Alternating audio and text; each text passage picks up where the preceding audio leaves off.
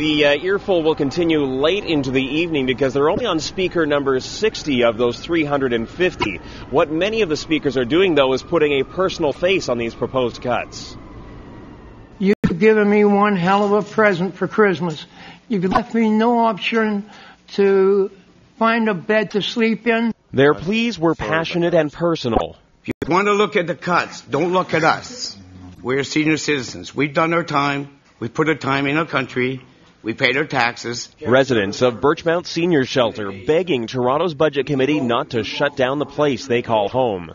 The main issue right now is where am I going? But for a city desperate to balance its books, stories like those do little to change minds. Everyone is coming and saying, don't touch this, make sure you don't do that. However, no one is really answering the question on how to pay for it.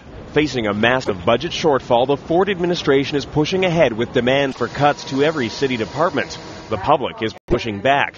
More than 300 people showed up to speak out against the cuts. The standards that we all share, the values that we all share, that's the budget that Toronto needs, and that is not the budget that is being debated today.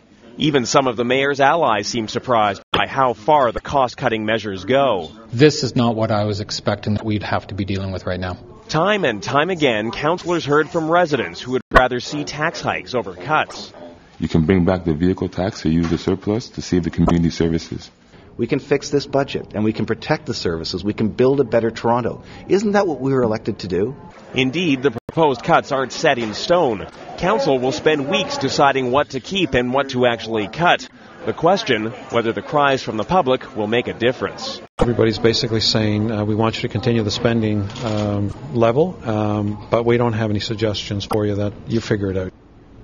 And those public deputations will continue tomorrow up till 9:30 tomorrow night. The thing to watch now is how much the budget is modified, with even Ford-friendly councillors speaking out against the cuts. You can bet some changes are in store as this works its way through council over the next few weeks. And while councillors have heard from nearly 300 members of the public, but their patience, as you say, is in fact growing thin. Some councillors going so far as to say those who've shown up to speak don't actually speak for Torontonians. Angry parents brought their message to the mayor's office. The mayor of this city is happy to pass cuts that hurt our kids. On a second straight day of budget hearings, there was still plenty more outrage from those who want to save city services. Proposed cuts to fire service places firefighters additional risk to injury and death while gambling with the lives and property of the people of Toronto. But as the meeting dragged on, the public faced increased resistance from city councillors. Have that lady removed, please. Several members of the public were kicked out for being disruptive. Do you feel like the people in that room are being listened to? No, I don't think the public is being listened to at all. Some city councillors openly admit they're tired of all those complaints from the public. They say they aren't hearing solutions. It works out to be about 500 people who want to determine what's best for 2.7 million people.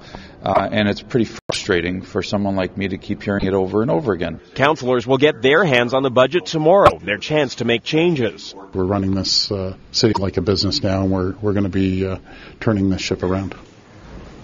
And tomorrow, councillors will begin that process of voting on amendments to change the budget. Some of the ideas they'll be voting on, whether or not to add $2 fees for things like outdoor pools and access to the Riverdale Farm, all attempts to balance the city's books.